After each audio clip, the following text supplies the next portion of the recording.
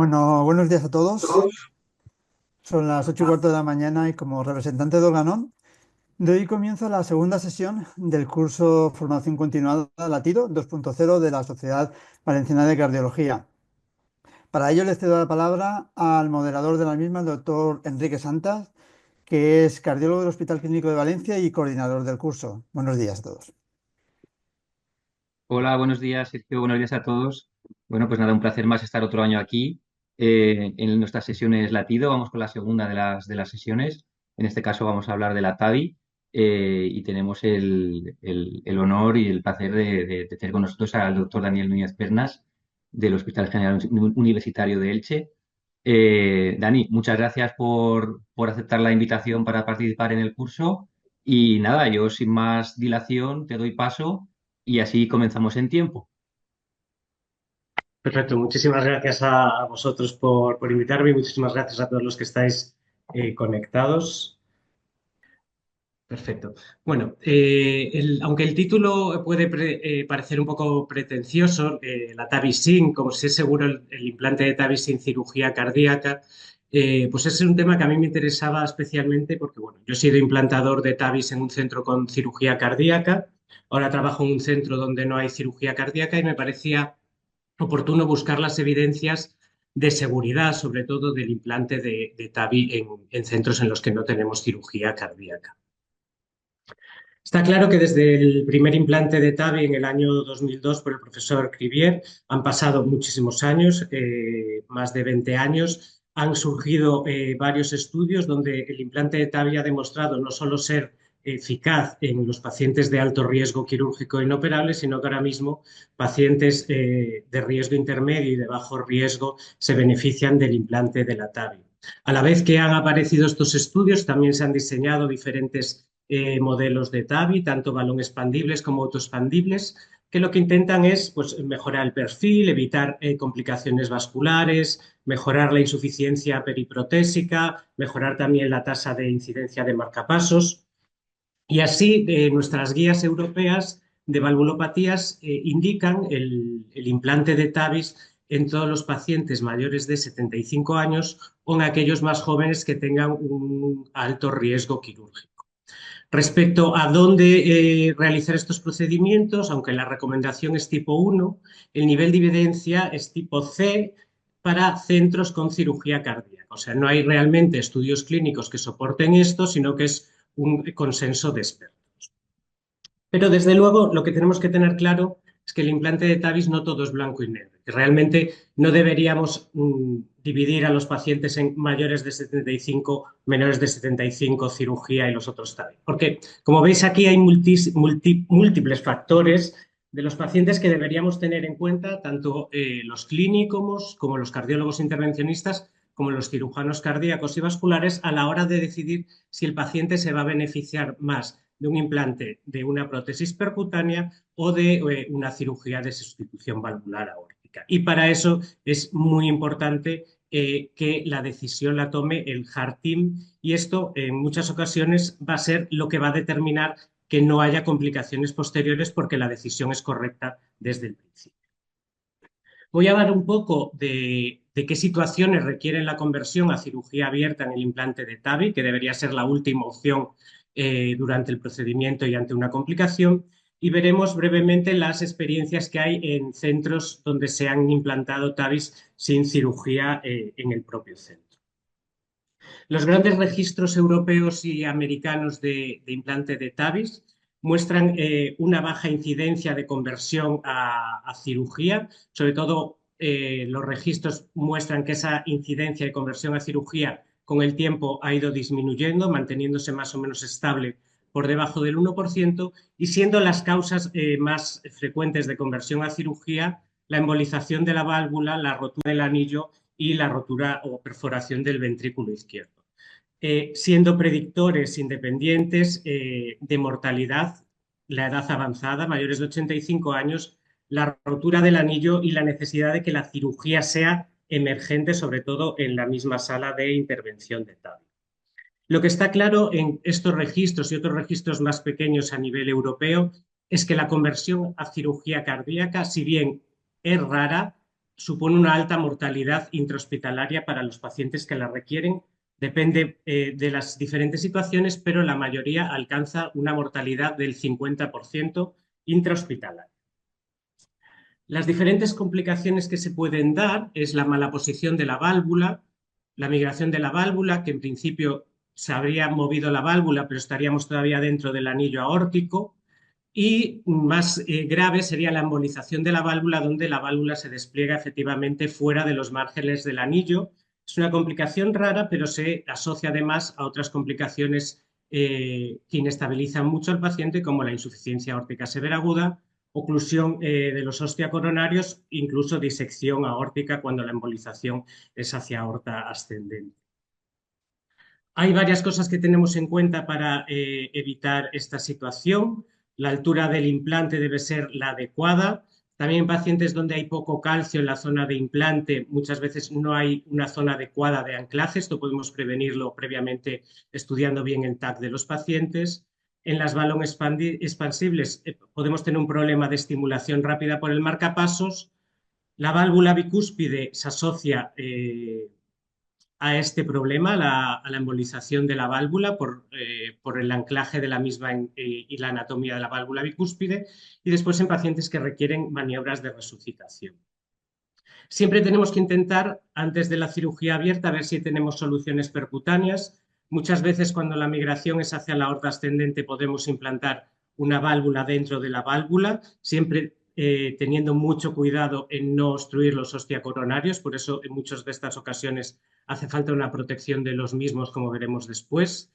Podemos, cuando hay una migración hacia el ventrículo izquierdo, traccionar de la válvula con lazos, o incluso las válvulas balón expandibles, hacer un implante ectópico en aorta descendente e implantar otra válvula a nivel aórtico. La última opción, aunque a veces es necesaria, es la cirugía abierta, pero como expliqué antes, la mortalidad en este caso también es del 50%. La obstrucción de los osteocoronarios es una complicación rara y además, desde mi punto de vista, fácil de prever. Pone de manifiesto muchas veces que las decisiones que tomamos en el Heart Team las tomamos sin haber realizado el TAC al paciente, y esto creo que muchas veces hace que las decisiones estén mal tomadas, porque si tenemos un TAC bien realizado podemos prever los pacientes con riesgo de oclusión coronaria, cuando los osteocoronarios son cercanos al anillo aórtico, cuando vamos a hacer un procedimiento de valve-in-valve, o cuando las aortas son muy tubulares, que van a favorecer que pueda aparecer esta complicación. Si de todas formas decidimos el implante de TAVI en estos casos más riesgosos, tenemos soluciones percutáneas que serían prever con un stent puesto sobre todo en el tronco o en la coronaria derecha, la que tenga más riesgo de obstrucción, o en ambas, para colocar un stent tras el implante de la válvula si tenemos una oclusión, o técnicas como basílica que, sobre todo en valve-in-valve, que lo que hacen es rasgar el velo que puede ocasionar la obstrucción coronaria. La rotura del anillo es sin duda la complicación más temible, porque bueno, la inestabilidad tan rápida del paciente pues hace que podamos establecer pocas medidas para poder recuperar a ese paciente. Se produce sobre todo en el implante de válvulas balón expandibles y cuando hacemos una predilatación o posdilatación agresiva, sobre todo en pacientes que tienen mucho calcio y que no tenemos un buen resultado respecto a la insuficiencia periprotésica, nos empeñamos en reducir esta insuficiencia y, como veis aquí abajo, si el paciente tiene mucho calcio en el anillo, ese anillo puede acabar rompiendo el anillo aórtico y tener esta complicación que, por supuesto, la solución pasa por cirugía abierta y que la mortalidad ronda el 60%. Por eso tenemos que tener muy en cuenta los datos que nos ofrece el TAC antes de decidir qué tipo de válvula, si el paciente es quirúrgico o si vamos a poner una TAVI, pues qué tipo de válvula y qué insuficiencia aórtica vamos a ser permisivos con ese paciente. Respecto a la disección aórtica, es muy poco frecuente, aunque es devastadora. Si necesita cirugía emergente, la mortalidad es del 80% y se da sobre todo en válvulas aórticas bicúspides, en callados sobre todo muy estrechos, excesivas angulaciones y calcificaciones aórticas, o en la zona de la aorta ascendente si hay mucha calcificación a la hora de predilatar con el balón, pues tenemos que tener cuidado porque esas zonas pueden ser subsidiarias de tener ahí fracturas y producirse una disección. Y tenemos también que conocer bien los sistemas de liberación, ver cuáles tienen mejor navegabilidad en los casos donde nuestras aortas sean excesivamente calcificadas o tortuosas. Respecto al taponamiento cardíaco, que probablemente hoy por hoy sea la causa más frecuente de cirugía, de conversión a cirugía abierta, puede tener varios motivos. Puede ser perforación del ventrículo derecho por el marcapasos temporal, perforación del ventrículo izquierdo por las guías o bien por el propio sistema dispositivo de liberación, aunque es verdad que las guías que hoy se usan de alto soporte para el implante de TAVI son guías dedicadas. Entonces es verdad que esta complicación se ha reducido con el tiempo y las más graves serían por rotura del anillo o disección aórtica. Las soluciones percutáneas que podemos implementar inmediatamente, realizar una pericardiocentesis evacuadora y colocación de un drenaje y optimizar la coagulación del paciente, revirtiendo la anticoagulación y optimizando todo lo posible la coagulación. Si no tuviésemos un control del sangrado, sí que necesitaríamos hacer una cirugía exploradora o bien una cirugía subsicoidea, una esternotomía media, que como dije anteriormente, la mortalidad de estos pacientes es altísima. Vamos a ver ahora un poco las experiencias de los centros que realizan implantes de TAVI sin cirugía en el propio centro, y esto no significa que se haga de espaldas a un equipo quirúrgico, sino que las experiencias que hay son equipos de cardiología intervencionista respaldados por un equipo de cirugía cardíaca que ha participado activamente en la toma de decisiones como parte del Heart Team y que además hace una visita el día del implante de las TAVIs al centro implantador que no tiene el servicio de cirugía cardíaca, o bien hay un centro de referencia cercano con cirugía cardíaca. La primera experiencia que tenemos publicada es la experiencia de Alemania entre enero del 2009 y junio del 2010, 19 centros con cirugía frente a 8 sin cirugía cardíaca. Y veis aquí que prácticamente la mortalidad, no hay diferencias estadísticamente significativas y sí que hay una pequeña incidencia mayor de conversión a cirugía abierta en aquellos centros sin cirugía en el propio centro, pero con una mortalidad a los 30 días en ambos grupos altísima del 50 y del 45%. También tenemos esta experiencia del 2015 de un centro aislado en Alemania, en Frankfurt, que es verdad que al ser un centro aislado en el que solo se han incluido 97 pacientes, pues los datos son menos relevantes, pero vemos que las complicaciones son escasas y en este caso no hubo ninguna conversión a cirugía abierta.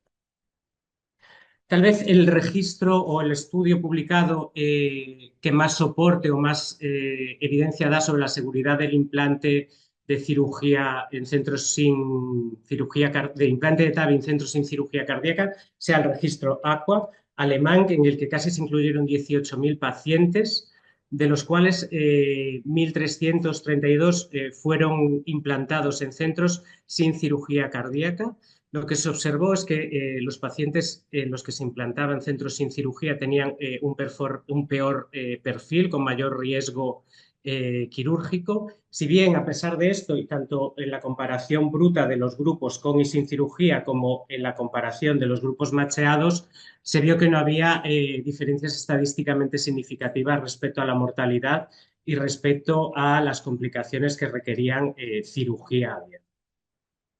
Estamos hablando por ahora de pacientes de alto riesgo. También de alto riesgo son los pacientes del registro austriaco, en el que se incluyeron unos 1.800 pacientes divididos en centros con y sin cirugía. También se encontró que los pacientes en centros sin cirugía tenían un peor perfil, con mayor riesgo, por lo que se hizo también un estudio pareado, que está aquí, perdón, y en lo que se observó es que en el estudio pareado no había diferencias estadísticamente significativas respecto a la mortalidad y eventos, aunque sí que había una mayor estancia hospitalaria y mayor incidencia de implante de marcapasos en los pacientes tratados en centros sin cirugía cardíaca. Respecto a la experiencia en España, también está publicado la experiencia de 10 centros españoles entre 2010 y 2018. Son centros que sí contaban con cirugía vascular en el propio centro y tenían el apoyo de un equipo de cirugía cardíaca a menos de 90 kilómetros del centro implantado. Se incluyeron 384 pacientes y, como veis aquí, ha habido muy poquitas complicaciones, solo un caso de conversión a cirugía abierta y una mortalidad intrahospitalaria comparable con los registros previos de pacientes de este riesgo, que en este caso sí que es verdad que tenían un riesgo un poquito menor que los pacientes de los registros anteriores, si no me equivoco, un Euroscore de 14,3 y un STS de 5,9. Si vemos aquí los datos de la Sociedad Española de Hemodinámica del 2003, vemos que en España se siguen implantando válvulas percutáneas en centros sin cirugía cardíaca y que en la globalidad de los centros pues, la tasa de éxito es alta y la conversión quirúrgica, pues como veis aquí, baja, si bien estos datos pueden estar sesgados ya que no son unos datos realmente bien auditados. Con todo esto podemos concluir que los pacientes de alto riesgo quirúrgico inoperables, con los datos que tenemos y los registros diferentes que hay, es seguro realizar el implante de TAVI en centros sin cirugía, siempre que tengamos un respaldo de o bien una visita quirúrgica o un equipo quirúrgico en un hospital cercano. Haría falta necesidad de nuevas evidencias en pacientes de menor riesgo quirúrgico. Y lo que está claro es que las complicaciones que requieren cirugía son escasas y con elevada mortalidad. Y lo que mejor podemos hacer para esto es tener un heart team fuerte donde todos intervengamos y donde la decisión sea la más adecuada porque prevenir estas complicaciones son lo que realmente va a salvar a nuestros pacientes. Muchas gracias. Perfecto, muy bien, Dani. Muchísimas gracias por la presentación, que ha sido excelente y además por ajustarte al tiempo. Bueno, tenemos un chat, os recuerdo a todos, para que podáis dejar preguntas o comentarios a la sesión para el doctor Núñez. Eh, Mientras la gente se anima, a ver, Dani, bueno, tú como comentabas, que has trabajado un poco en los dos escenarios, el escenario con cirugía cardíaca y ahora en Elche, escenario sin cirugía cardíaca on-site. ¿Vosotros cómo lo hacéis ahora? ¿Cirugía va allí? ¿Hacéis el No, hard team? ¿Cómo trabajáis? nosotros ahora mismo aquí no se implantan TAVIs porque, Ah, bueno, vale. la Comunidad Valenciana, en principio el implante de TAVIs se hace en centros con cirugía cardíaca. ¿Tú lo verías realmente factible Pues yo con lo los veo datos que has mostrado? factible sobre todo en pacientes, o sea, sin duda en pacientes de alto riesgo quirúrgico, pacientes que han sido desestimados para cirugía, lo veo factible. Las experiencias que hay en este tipo de pacientes, está claro que no hay diferencia respecto a centros con cirugía. Es verdad que la ampliación de pacientes de bajo riesgo y riesgo intermedio, pues sí que es verdad que a lo mejor estos pacientes, la mortalidad operatoria de los que requieren conversión a cirugía no sea tan alta como la que se han mostrado en los registros que he visto, que son registros que son hasta el 2018.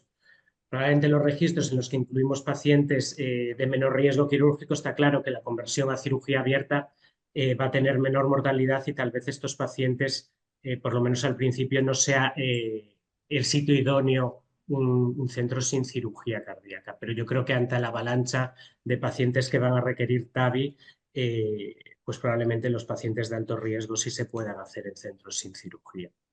Claro. Pero yo creo que lo más importante y lo que quiero señalar es la importancia de la selección del paciente. Yo creo que es que estamos un poco en el punto donde mayor de 75 TAVI, menor de 75 cirugía abierta, y creo que es simplificar demasiado la complejidad de los pacientes que estamos tratando. Muchas veces pues estamos poniendo TAVIs a pacientes que a lo mejor se beneficiarían más de una cirugía abierta convencional. Perfecto. Bueno, me comentan desde el Hospital La Fe que enhorabuena por la presentación y tienen algunas preguntas. No sé si las queréis dejar en el chat y se las pasamos a Dani. Mientras tanto, Dani, yo creo que, claro, un poco el tema importante aquí también es la experiencia y el volumen de pacientes, ¿no? No sé, por ejemplo, un centro que empieza sin cirugía cardíaca, si no tienes cirugía cardíaca, pues claro, habitualmente el contexto de un hospital, a lo mejor en fin, de unas dimensiones, un tamaño más limitado o una casuística a lo mejor que pueda ser menor. Claro, y el volumen de casos y la experiencia al final es lo que también te ayuda a disminuir las complicaciones, sobre todo inicialmente, ¿no? Supongo que se haría en parte un poco en alianzas con centros que ya implantan con cirugía cardíaca, etcétera, ¿no? ¿Cómo lo verías? Bueno, fíjate que en el registro AQUA, el registro alemán tan amplio de 18.000 pacientes, sí que se veía que en los centros sin cirugía el volumen de casos por centro era menor en los centros sin cirugía y a pesar de ello las complicaciones no eran mayores en esos centros. Realmente las complicaciones que más se dan en los implantes de TAVI, por suerte cada vez se ha ido reduciendo gracias a los mejores perfiles de los sistemas de delivery, son las complicaciones vasculares. Probablemente lo más necesario para hacer implantes con seguridad es tener un equipo de cirugía vascular experimentado en no solo en tratamiento abierto, sino en tratamiento percutáneo de las complicaciones. Pregunta desde la fe que, bueno, va en parte relacionado con esto. Comentan que la mortalidad en el registro español hospitalaria es superior al 5%. La pregunta es si esto es aceptable y ahora estamos en números inferiores al 2%. ¿No sería más apropiado hablar de TAVIs en centro de alto volumen versus centros de bajo volumen? A ver, está desde luego que el volumen parece que hace una incidencia menor de las complicaciones, pero no en todos los registros está tan claro que eso sea así. Sí. O sea, habría que realmente conocer los datos de todos los centros con alto volumen, menos volumen, primero que considerar alto volumen y bajo volumen, y que todos los centros tengan bien auditados sus datos para saber exactamente qué complicaciones se tienen en unos centros u otros. Porque lo que está claro es que muchos datos de los que tenemos son datos no bien auditados. Y comentan que de acuerdo en alianzas y en estructurar redes, ¿no? Quizás comentamos a lo mejor que el centro de alto volumen establezca una estructura en alianza con un centro Sin de duda. volumen más bajo que quiera empezar o que pueda hacer un programa de TAVI sin Yo creo cirugía. que siempre hay que aprender de los que más saben. Eso es así. Y ya fuera un poco de esto, pero preguntar tu opinión. Se presentó hace poco el estudio, el EARLY, ¿no? Era, creo, el EARLY TAVR de TAVI en asintomáticos, que, bueno, en el TCT y en el New England, TAVI en asintomáticos, el estudio fue positivo, aunque con sus detalles y sus matices. Y bueno, la TAVI, lo que comentabas, esto es una avalancha, esto es un boom, la esterosis aórtica sabemos la prevalencia que tiene y conforme aumenta la longevidad de los pacientes y conforme más los cuidamos, más esterosis aórticas vamos a ver, incluso como comentaba, pues podemos bajar el umbral para la intervención. Un poco tu opinión por ese estudio y cómo va a implicar un poco en práctica clínica.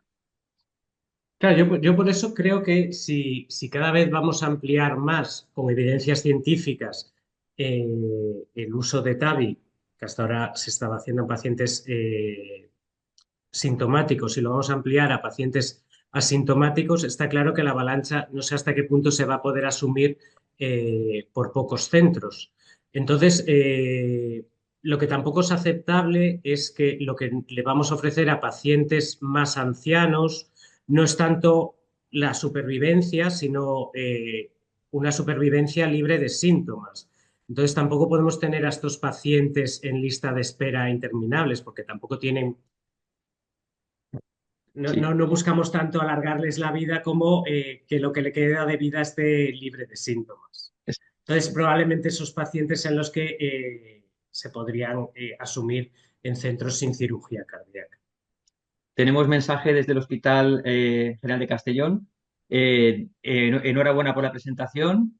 Y la pregunta es, ¿qué opinas sobre el balance de mortalidad entre aquellos pacientes en los que se demora el implante en los centros de referencia en relación a la mortalidad asociada al implante en un centro sin cirugía cardíaca? Un poco a lo mejor va por la línea de lo que comentábamos, ¿no? Como a lo mejor un centro de alto volumen, tal como estamos viviendo esta explosión de la TAVI, esto pueda generar demoras y como en fin, se puede esto contrarrestar con un centro sin cirugía cardíaca. Claro, está claro que la estenosis aórtica, los pacientes se mueren en lista de espera. Y eso es lo que no deberíamos permitir si tenemos centros en los que están capacitados para poder asumir ciertos pacientes para el implante de TAVI.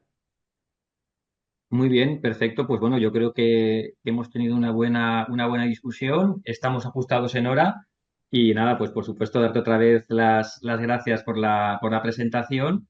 Pues recuerda a todos que la presentación quedará alojada en la página web de Organon Pro y en la Sociedad Valenciana de Cardiología para que la podáis consultar a posteriori. Y nada, ya emplazaros sin más a la siguiente presentación, que será la siguiente sesión que será ya en el 2025, para el mes de enero. Hablaremos de disfunción microvascular coronaria con la doctora Eva Rumi desde el Hospital General de Valencia. Por mi parte, daros gracias a todos. Gracias, Dani, por la presentación. Cedo la palabra a Sergio para despedir la sesión. Sergio. Pues sí, muchas gracias a todos. Solamente dar las gracias al doctor Daniel, al doctor Enrique Santos también, y a todos los que se han conectado, que incluso algunos están conectados desde Barcelona, y todas las sedes, que son muchas. Las voy a nombrar para que sepan: el Hospital General de Elche, por supuesto, el Clínico, el General de Castellón, La Plana, el General de Valencia, el Hospital de San Juan, el Vinalopó, el Hospital de Sagunto, el Hospital General de Alicante y el de Manises. Y como ya está todo dicho, pues nada, con esto daros las gracias a todos y cerramos la sesión. Muchas gracias a todos, de verdad.